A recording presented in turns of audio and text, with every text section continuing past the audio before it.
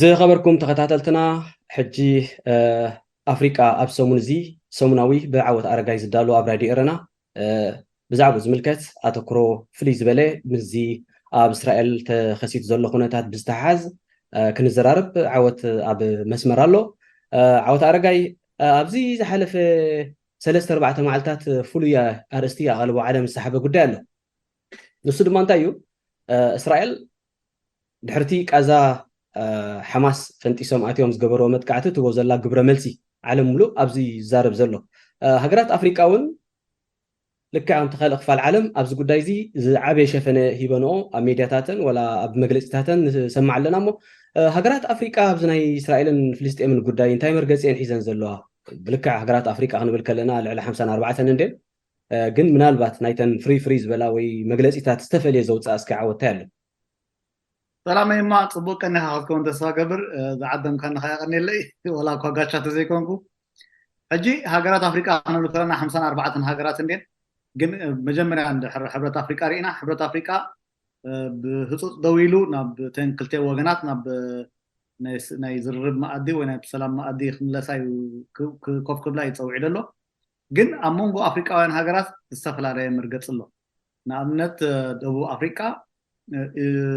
جيبوتي السودان مس فلسطين صقع حزاخ الله بعد كينيا زي غانا عندنا دمو خالات افريقيا دماني اسرائيل بمدقاف نتي كينات دو قبل توعنا الله ግን ኣብዚ ክንሪኦ ዘለና ንምንታይ ንኣብነት ደቡብ ኣፍሪቃ ንምንታይ ንፍልስጤም ደጊፋ ንድሕሪልና ደቡብ ኣፍሪቃ ነዊሕ ግዜ ኣብ ትሕቲ ኣፓርታይድ ስለ ዝነበረት ብናይ ሰዓዱ ትግዛእ ከም ፀለምቲ ዝበዝሑን ከለዉ በቶም 5% ሰዓዱ ጥራይ እንትግዝኡ ነይሮም እቲ ኣፓርታይድ ግዜ ሕጂ ልክዕ እዚ ኣብ እስራኤል ዘሎ ኩነታት ድማ ኣፓርታይድ እዩ ይብልዎ ምክንያቱ ንእስራኤላውያን ፕሪቪሌጅ ወይ ከዓ ኣብሊፁ እንታይ ዝበሃል ፕሪቪሌጅ ከምዚ ሓለፋ ዝህብ ዝያዳ ሓለፋ ዝህብ ንፍልስጤማውያን ድማ ዝጭፍልቕ ኢሎም እዮም ስለዝሓስቡ ከም ልክዕ ከም ኣፓርታይድ እዮም ዝርእይዎ ሕጂ ደቡብ ኣፍሪቃ ብከምኡ እዮም ተቃዊሞሞ ዘለዉ ንእስራኤል ንፍልስጤም ደጊፎም ንእስራኤል ተቃዊሞሞ ዘለዉ በዓል ሱዳን ከዓኒ ምናልባት ምስቲ ናይ ኣብ ሱዳን ኣብቲ ናይ ዓረብ ሊግ ስለ ዝነበረት በቲ ሓደ ግዜ ትዝክሮ ተኸይና ናብ ዜና ሰሪሕና ነበርና እዚአን ሰለስተ ኖድ በኋላ ምስ ዝኾነ ምስ እስራኤል ዝርርብ የለን ሰላም የለን ገለን የለን ትብል ደስሪ ኖስ በኋላ ኣባልያ ነይራ ሕጂ ቁርብተይ ትራምፕ ኣብ ኣሜሪካ ምስ መፀ ቁርብተይ ኣቀራሪቦም ነይሩ ሕጂ ከዓ ሱዳን ንባዕላ ኩናት እያ ዘላ እንድሕር ደኣ ሕጂ እውን ብዙሕ ማለት ሱዳን ሲሪየስ ክንወስዳ ንኽእል ምክንያቱ ንባዕላ ኣብ ኩናት እያ ዘላ ጅቡቲ ድማ ማእከላይ መንግስቲ የብላን ማእከላይ መንግስቲስ ፈሪሲ እዩ ክበሃል ይከኣል እዩ የብላን እምበር ብሓፈሻ ሃገራት ኣፍሪቃ ሲ ናብቲ ክልቲኦም ወገናት ናብ ናይ ሰላም ማኣዲ ኮፍ ክብሉ እዮም ፀዊዖም ዘለዉ حرك بجيوغرافي من البحث أفريقيا اللي نزاربه لزلنا تحت السهرة أفريقيا عنديو بوليتيكا ملكعو مس ما أكل أي مبرق أساسره زي سمين أفريقيا كفالو السيو زيادة أنصار إسرائيل ترير مرقس يزنبرو بفلاي كاب سهرة تحسكا نلعلي زلو كله بمعرب أفريقيا بعد المالي تحسكا كالوت مالتيو زياتن كاب تخالص ኣብ ሳሃራ ኣፍሪቃ ዝተፈልየ መርገጽ ዝሓዛ ኣለዋ ደን ኣብነት ግብፂ ምስ እስራኤል ምስ ዘለዋ ነዊሕ ምትእስሳር ታሪክ ንባዕሉ ዞባ ጋዛ እውን ምስ ግብፂ ቀረባ ስለ ዝኾነ ዝኩሉ ተታሒዙ ንፀጥታ እውን ሓደጋ ዘለዎ ስለ ዝኾነ በዓል ግብፂ ሞሮኮ ሊብያ እቶም ኩሎም ብላዕሊ ዘለዋ ወይ ሳለ ሳሃራ ዘለዋ ሃገራት እንታይ ይሰንከ ተመሳሳሊ መርገጽ ደን ዝሓዛ ዘለዋ ወይ ዝፈላለዩ እዚኦም መብዛሕተን ናይ መግረብ ሃገራት ንብለን መብዛሕተን ምስ ፍልስጤምያን ዝጉና ምክንያቱ ምስ ፍልስጤም ኣብቲ ቅድሚ ልክዕ ቅድሚ 50 ዓመት ምስ ኣብ ግብፅ ኣብ መንጎ ግብፅን ሶርያን ምስ ካልኦት ሃገራት ዕራብ ኮይነን ኣንደበት ኣጥቂዕና ነይረን ልክዕ ኣብዚ ዕለት 6 ኣብዚ ቅንያት እዚ ከምዚ ቅንያት እዚ ሕጂ መብዛሕተን እዚአን መግረብ ንብለን ሃገራት ሰሜን ኣፍሪቃ ብዙሕ ግዜ ምስ ፍልስጤምያን ደውሉላ ግን ኣብዚ ሓደ ፍሉይ ዘሎ እዚኦም ናይ ግብፂ ሕጂ እዚ ሲሲ ካብ ኣብ ፕሬዚደንት ካብ ዝኾና ትሒዙ ንውሕስነቱ ክብል እውን ዝያዳ ምስ ዲፕሎማሲ ዝገብር ዘሎ መስል ምስ እስራኤል ብዙሕ ግዜስ ምስ እስራኤል ዳርጋ ኣብ ፅቡቅ ኩነታት እዩ ዘሎ ክንብሎ ንኽእል ወላ ንሓማስ ኮንዶም ንገብሮም ወላ ዓጢዎም እዩ ዘሎ እኮ በቲ ናይ ቦርደር ናይ ናይ ግብፅ እንድሕርኢናዮም ዕፅዋት እዮም እኮ ክኣቱስ ኣይፍቀደሎም ተዓፅዮም እዮም ዘለዉ ኣንደርግራውንድ ታነልስ ገይሮም ድሕር ዘይከይዶም ማለት እዩ ሕጂ እቲ መርገፂ ፈላለን ድዩ ፍሉጥ እዩ እቲ መብዛሕተን ናይ መግረብ ሃገራት ምስ ፍልስጤም እየን ደው ድብላ ግን ሓደ ዲፕሎማሲ ዝጀመራ ከዓ ነይረን ምስቲ ምስ መፀ ፕሬዚደንት ትራምፕ ምስ መፀስ ከም በዓል ሞሮኮ ማለት እዩ መብዛሕተን ሃገራት رئيته استقيري ولا بحال قطر يقطع ولا امارات يقطع سعودي عربون كسب تزررت قريبا يرامس اي غبرون مثلا ግን حجي دا درجات تغيري نيرو ግን حجي خمس خينات كما تخلخ ماليسي ندحب دملس مغنياتو معاقل تسب تين هاجرات معاقله تصقع حزا حجي تي ني افريكا سي حدا مرقتين كنا لا نخلينا السفر عليه تو مرقتي ولا ابت المغرب نبعلو حراي ابز ጉዳይ እዚ ኤርትራ ምናልባት ስጋ ሕጂ ብወግዒ ኤርትራ ዝሃበቶ መግለፂ ወይ መርገፂ ብዙሕ ሰብ ግምታቱ ይዝህብ ኤርትራ ኩሉ ግዜ ድሒራ ተውፅኦ መግለፂታት ኣሎ ኣብዚኣ ዘላ እዋን ግን ክሳዕ ዛ ንስኻ ንዘራረበላ ዘለና ዝኾነ መግለፂ ወይ መርገፂ ናይቲ መንግስቲ ኣይተሰምዐን ናይ ዝሓለፈ ታሪክ ኤርትራን ፍልስጤምን ኤርትራን እስራኤልን ኣብ ዝብል ጉዳይ ኣብ ግምት እቲኻ እንታይ መርገፂ ዝሕዝ መስለካ መንግስቲ ኤርትራ መብዛሕትኡ ግዜ ክድርስዖ ኮይና እምበር ናይ ፍልስጤምን እስራኤልን ግጭት ኮ ዓመታዊ ዳርጋ ዓመት 50 200 ይኾን እንትመፅእ وكمز عبيت خون كله جن حجينا عبيت جنبارات كتنكف خيليو كال جنبارات كاب حماس وتسيو كلن معمرات زين مع كنا زين بزعبو أصل الزارة بدلنا هنا أنا أوجتنا نخين الزارة بدلنا إرتنا ما بزح كذي خمس أب كم مقلت يتوتني عند حراس لعيل كهان كاسجار عجوا ولا حنتي تزاربنا لو بزعبا قد دايزي أدم أب انتهي أب ناس نبرة جزيري فلسطين بزح عبتنا ناس إرتا أيد قفتون يرا مثلني حجي أب فلسطين لو ما رأي قربتي في الله هيقدر نبلهم ولا من قصة إرتا نبلهم فلسطين لو ما رأي قربتي كم زي مصام سيكون يوم بزح جزيري حراس لعيل كهان كا ولا بتي كل جزيرة توت أو مقلتين سلام نقدر يكون خلينبر نفلسطين كم نتأهجر كنا لو أفهم أوتيهم سأيزاربوني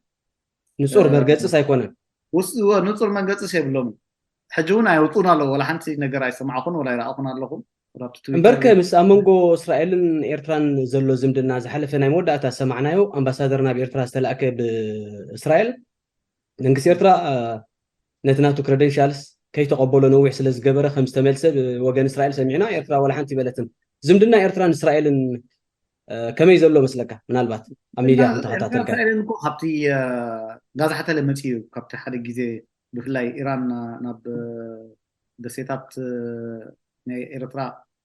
تاشوف توهي بالو نتايد بحال معسكر قبري أقل خبط بحالات حزو عبز نحن ذكر كين قاب اسمرا عبينا إسرائيل إمباسي نير عبز حجي جزء جن بزي إمباسي يزلوا بزي أمباسادر مالتي دار كان أبقون في الدرجة وريدومو أزيو تحوتي دلو نحن قون في الوريدو ويكا أب زنتايد بحال كم زي فتامي قدات نحن وريدو دبلوماس وريدو له مالتي لازم سي خم نايكره مالو خنبلاي نخلينا أمونغو إيرتران أمبر إسرائيل ندلو زمدنا أوكي هراي عود كان مزت تعيش زمت من البات ناي أفريقيا هجرات ويد محبرة أفريقيا أبزي ناي هجراو قدات كم زمان مثلا عبيت في الأميزات كل العالم كله زمت أوز دمتي وساني كنا تسألوتو ناي كنا زمت زلون من البات أنا حينات دحربايت أخونا خيلي جن بنت أروق أزن هجرات أفريقيا كم زمان مثلا عبيت قدات كم تسخله ولا سنون قدين رسعين درجة ميدياتات مولوني أفريقيا نبتخال قدات يزقوي لا نبنت ميدياتاتنا أفريقيا مبزحتن أبزو أنا زي بزعبان أي فلسطين من إسرائيل بزارب زلوا هجرات أفريقيا ترسعن كتبت تغلي خمسات كم تسخله يرسعين أكلوا هجرات أفريقيا أنتي في تسميتاتي كايد الله بزاف ساعات زيا من البحث عبيت زفلت كات الله أكلوا هجرات كم زرعنا يو أبر بعد حمشت خمزيناي سلسلة تأسسر علوة من قصي تخيلوا السودان عيسكا تشاد أقدمو دحريو مالي نيجر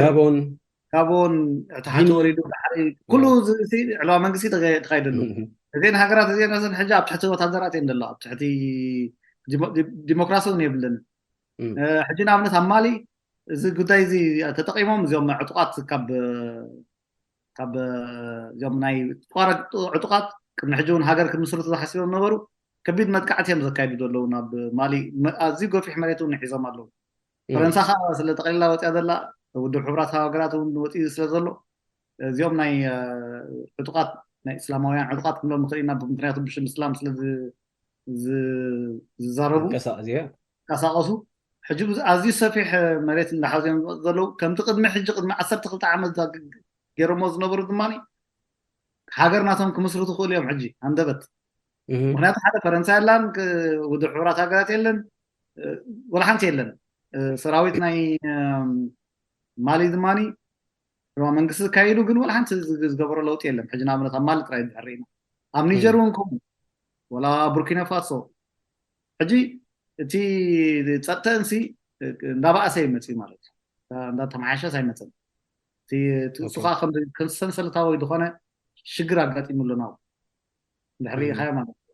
بعضي بزعبا الصومال حكينا درك الله خندي عمتات جبرة خندي مليونات سبات تتصبي ترديت يوم كوينهم دلو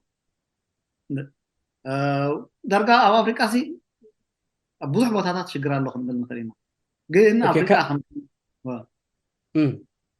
أفريقيا سي كم زي حبرة أفريقيا بحال ترير دخانة ውድብ ስለ ዘይኮነ ዝገብሮ ነገር የብሉን ኩሉ ግዜ ካብተን ሓይላት ሃገራት ይፅበእ ምክንያቱ ንኣብነት ኣፍሪቃዊ ሕብረት ሰብዓ ሚእታዊት ባጀቱስ ናይ ወፃኢ ሃገራት እዮም ዝምውልኦ ሕጂ ሓይሊ ኣፍሪቃ ዝበዝሐ ልክዓላ ዝኾነ ነገር ክገብርስ ሓይሊ የብሉን ክንብል ንኽእል ሕጂ ናቶም ገሪፎም እዮም ናብ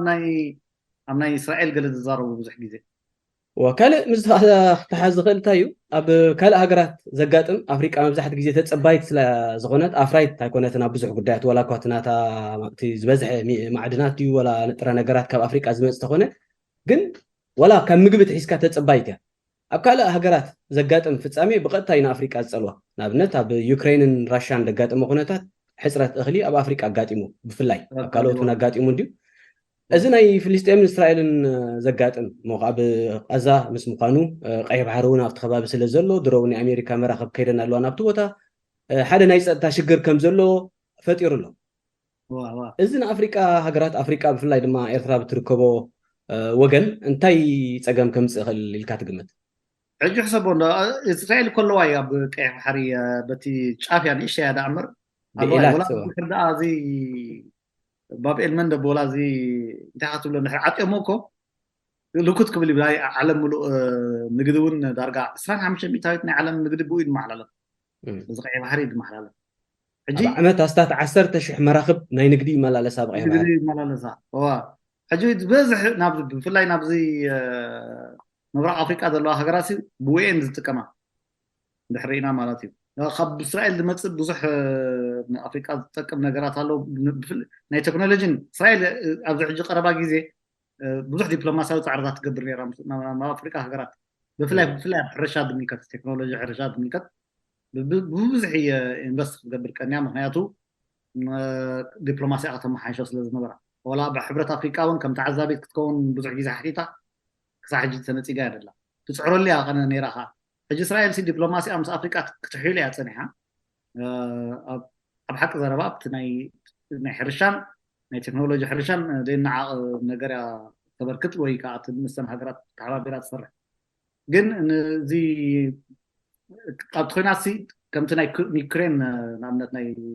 مجبي واحد زقات أما أبناء إسرائيل انتهي خقات أميل كان حاسب كاس أنا بزح داير رأينا دقات جن إذا ناي كم زبلون زي ناي نقدر نحرث عاطي وجن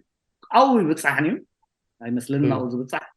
جن من البعض أبو طبعا بقولن كأتهسد هون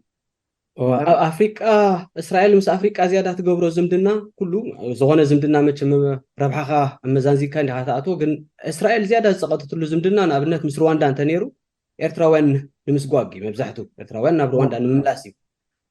حجينا حماس كنا تفتير له متتحزب بزح سقمتات كوسد كم زغل تقومتيها اتناي مسقواق مدب كتقصل يازبل ويتي كم عينت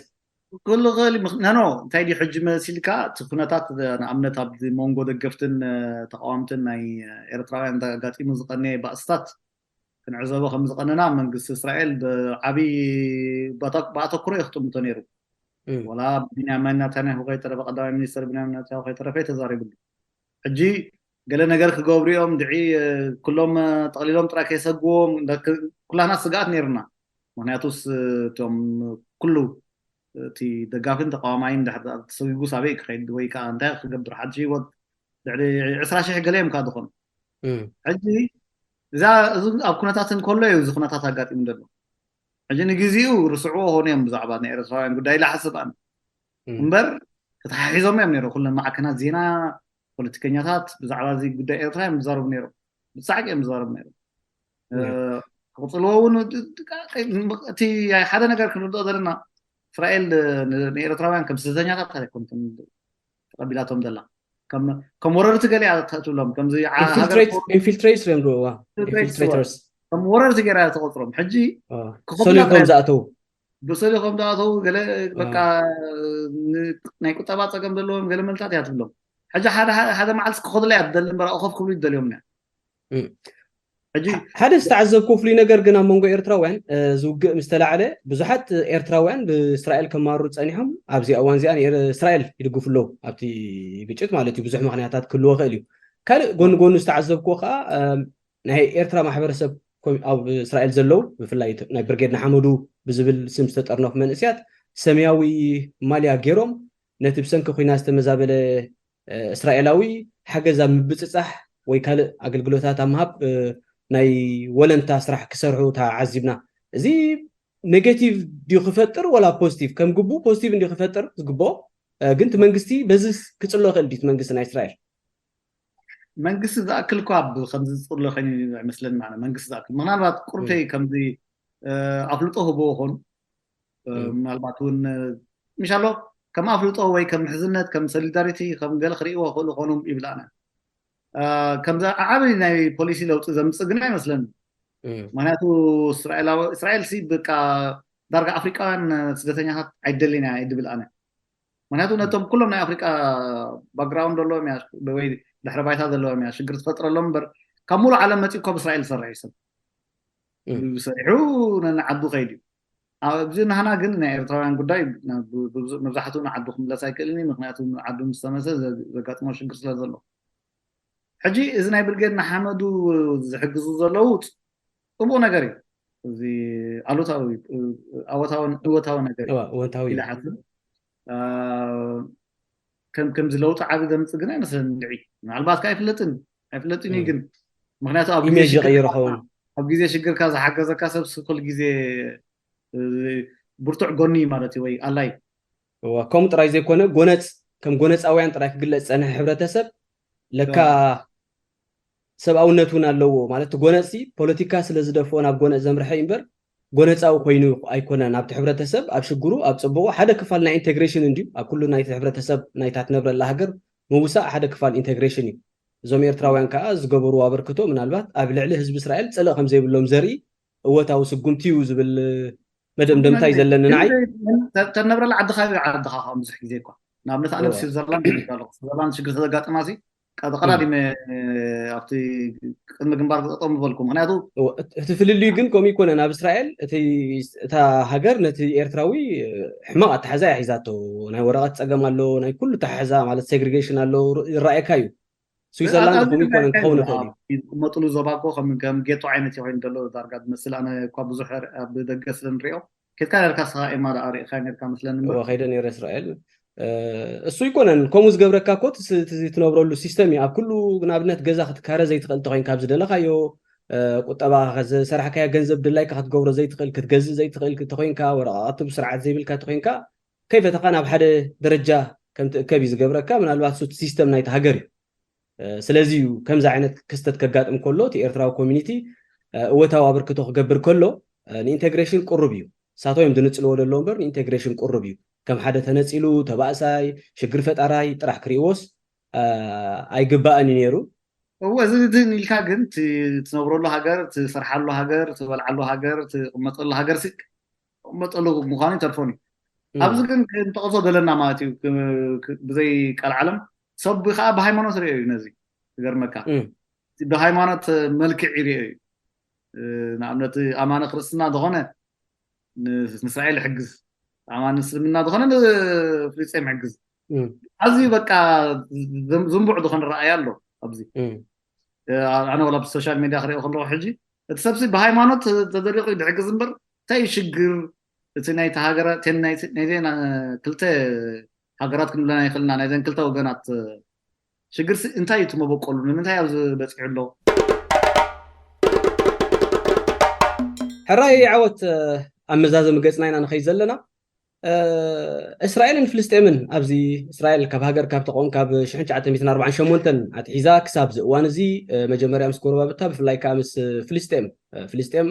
ኣብ ክልተ ተሓደ ብምዕራባዊ ገማግም ተሓደ ድማ ብቃዛ ዝተፈልየ ክልተ ብዝርከቡ ድሒሮም ነቲ ንምዕራባዊ ገማግም ዝሓዙ ያሲር ዓራፋት ዝመርሖ ፋታሕ ክኾን ከሎ ቃዛ ከዓ ብሓማስ ተታሒዙ ማለት እዩ ሓማስ ነቲ ፖለቲካዊ ቃልሲ ብዙሕ ኣይደግፎን ኣብቲ መጀመርያ ብጎነፅ ክቕፅል እዩ መሪፁ ፈታሕ ከዓ ብዲፕሎማሲ ስጋዕ ዝካሎ ከይዱ ግን ስቲል ሃገረ ፍልስጤም ኣይቆመትን እዚ ሕጂ ተወሊዑ ዘሎ ኩናት እንታይ እዩ ክፈትሕ ሃገረ ፍልስጤም ንምቋም የሰናኽል ድዩ ወላ ይሕግዝ ኣነ ብዙሕ ግዜ ኣብ ዝርርብ ኣብ ዝነበሩሉ ግዜ ክልቲኦም ወገናት እዚ ክልተ ሃገራት ሶሉሽን እዮም ዝሰማምዑ ነይሮም ብፍላይ እዚኦም ፈታሕ ማለት እዩ ክልተ ሃገራት ብሓባር ዝነብራሉ ምስማዕ እዩ ከም ዝበልካዮ ከዓ ሓማስ ነዚ ኣይሰምዖን እዮም ወይ ኣይሰማምዑሉን እዮም ፈፂሞም እስራኤል ትበሃል ሃገር ከምዘየላ እዮም ወይ ከዓ ከምዘይ ትህሉ ኣይኣምኑላን እዮም ሕጂ እስራኤል ከዓ ንዕኦም ከዓ ከም ተቃለሲ ደይኮነ ከም ናይ ግብረ ሽበራውያን ከምታት እያ ትሪኦም ማለት እዩ ስለዚ ምስኦም ኮፍ ኢላ ክዛረብ ኣይትመርፅን ወይ ኣይትደልን እያ ሕጂ እዚ ሽግር እዚ እንታይ ዝኸውን ዘሎ ክልቲኦም ደይ ነንሕሕዶም ታሽሙ ኣይፋለጡን እዮም ክንታይ ክንብሎ ንኽእል ከምዚ ሪኮግናይዝ ኣይግበሩን እዮም ሪኮግናይዝ ኣይቀባእዋ እቲ ኣፍልጦ ሂቦን እዩ እቲ ኣፍልጦ ሂቦን እዩ ኣይወሃሃቡን እዮም ኣፍልጦ ዘይወሃሃቡ ሰባት ክተቀራርቦም ኣይትኽእልና ተቀራርቦም ኣይትኽእልና በዓል ሓማስ እዚኦም ታሽሙ ዕሹት እዮም ፈታሕ ይዕሹ ይዘራረቡ እዮም ነዊሕ ለኺሞም እዮም ግን ሓቂ ዘረባ ምዕራብ ሰውዒልና ከማን እኮ ሕጂ ብዙሕ ግዜ ናይ እስራኤል ጥራይ ንርኢ ኮይና እምበር ፍልስጤማውያን እውን ከም ሰባት ክነብሩ ናይ ምንባር መሰል ኣለዎ ብፍላይ እቲ ህዝቢ እዚ ንኣብነት ኣብ ቃዛሲ ልዕሊ 2 ሚልዮን ሰብ እዩ ኣብታ ንእሽተይ ቦታ ዘሎ 2 ሚልዮን ካብዚኦም 4 ሚእታዊት 15 ዓመት ዕድመ እዮም ቆልዑት እዮም ማለት እዩ ሕጂ ንኣብነት እስራኤል ትገብሮ ዘላ ደብዳብ ክንደይ ቆልዑት ትቀትል ኣለኹ ትብል ትኽእል ኢኻ ኣብዚ ግዜ እዚ ናይ ግድን ከዓ እቲ ከም ዝረኣናዮ እቶም ሓማስ ዝገበርዎ ሰላማውያን ሰባት ጨውዮም ቀቲሎም ስኢሎም ብዝተመልከተለይ ክንደይ ሰብ ቀቲሎም ከይዶም እዮም ክንደይ ሰላማውያን ሰባት ማለት እዩ ሕጂ ብዙሕ ግዜ ንሓማስ ወይ ከዓ ፍልስጤማውያን ከም ቴሮሪስት እዮም ዝረኣዩ ወይ ከም ግብረ ሽበራውያን እስራኤል ድማ ከም ሃገር ትከላኸል ዘላ ወይ ከዓ መሬታት ትከላኸል ዘላ ኢና ንሪኦ እምበር እስራኤል ትገብሮ ደብዳባት ሓደ ግዜ ዓይኒ ብሌስን የብለይ ኣብ መንጎ ህዝቢ ዝነብረሉ እዩ ኣብ መንጎ ህዝቢ ኮይኖም ትቅሱ ተኾኑ ብዙሕ ግዜ ስኒ ዝህሰስ ሰላማዊ ሰብ እዩ እዚ ግጭት እዚ ከዓኒ ናይ ትማሊ ግጭት ኣይኮነን ናይ ኣማኢት ዓመታት ወላ ድሕር ኣብ ታሪክ ናይ በዓል መፅሓፍ ቅዱስ ንዓምነ ድሕር ከድና ንዓምነት ከም ኣብነት ተወሰነ ድሓን ካብቲ ሃገረ እስራኤል ዝቆመትሉ እንተተበገሰ ሓይሽ ካብ 1948 ተበገሰ ሓይሽ ድሕሪኡ እዚ ኤክሶዶስ ናይ እስራኤላውያን ነይሩ ድሕሪኡ ኣብ እቲ ታሪክ ንድሕሪት ተወሲድናዮ ሃገር ዝበሃል ኣብ ዘይነበረሉ ምናልባት ካልእ ኣርስተ ከይነምፅእ ግን ተበሊሶም ዝመፁ እዮም እቲኦም ከዓ ናብኡ ዝፀኒሖም ቀደም ብሓባር ነብሩ ነይሮም መሊሶም ግጭት ካብ ቀደም እዩ ነይሩ ከም ሕብረተሰባት ነይሮም እዮም ኤግዚስት ግን ክገብሩ ይከኣሉን ነይሮም እዮም ብሓባር ነይሮም ይከኣሉን ምክንያቱ እዚ ቀንዲ ዝሰርዕ ሃይማኖት ኣሎ ከምዚ እንታይ ናክንብሎ ኣይደንቲቲ ናክንብሎ ሓደ ጁሽ በቆል መንነት ብዙሕ ነገር ወተኣሳሰረ እዩ ብዙሕ ነገር ድሕር ርኢናዮም ከዓ ኣሕዋት እዮም መስለኒ ግን ከዓ ፖለቲካ ከዓ ኩሉ ግዜ ፋሕፋሕ ይደብሎም ሕጂ ብቀሊሉ ዝዕረ ወይ ብቀሊሉ ዝፍታሕ ጉዳይ ኣይኮነን ኣዝዩ ተሓላለኸ ጉዳይ ሕጂ እውን ገና ኣነ ቀልጢፉ ዝውዳእ ኣይመስለንን ክቅፅል እዩ ክሳብ حاديهم نحاديهم ما فلتوا زي توهاب مو كوفيلهم سلام كقبر زي كساد تسامعوا أنا قصلي مثلا أنا تي قشت متفنان زيادة زلا خوينا تراي زي كونس ولا تمتفنانون كم زنبرو أنا قصلي مالتي دحر زي قشت زعلة ويكا خمس حجي عزوا لنا إسرائيل ناي بايتا متكعتي هتضلوا دلا ناي بايتا متكعتي كا لعلمي تزخونوا تاشمت تحت حيزم مالو فلما سبات جو تحت حيزم مالو يوم اعتقاد آتيهم دوسو ميتن عسران كباب حجي إسرائيل عيني بلي سني بلي نحرا متكعتي كايدا توم زي قالها هنا بحرقة خاطر ስለዚህ ከም ቀደም ኣይኮነን ሕጂ እስራኤል ሚእትን ገለን ከም ሕጂ እንድሕር ዝርከብ ኮይንካ ሓደ ወታደር ብሽሕ ፍልስጥማውያን እዮም ቀይሮሞ ሕጂ ሚእትን ዕስራን እስራኤላውያን ብክንደይ ክቀይርዎም ይኽእሉ ወይ ብከመይ ፀማምዕዎም ይኽእሉ ሕጂ እቲ ናይ ኣንግል ናይቲ ኩናት ቅየር እዩ وبتعامل سكافي كم يتحزو مخنياتو إسرائيل توسدو قبر ملسون أزيو زي تمتعتنا سلزخون نزتبلو زلا خاميتن قلن وسيدهم إسرائيلون ما يتشحت فلسطينيين أبقازاها كتطفئ تخيل بزغنه عود ساعتنا خلال أفريقيا بسومنزي أفريقيا بسومنزي من إسرائيل تحيزنا أبز مت أفريقيا بسومنزي استفلي أرستحيزنا أكسب الرغب تسنايو هيك سلام مشت وي سلام كنا إما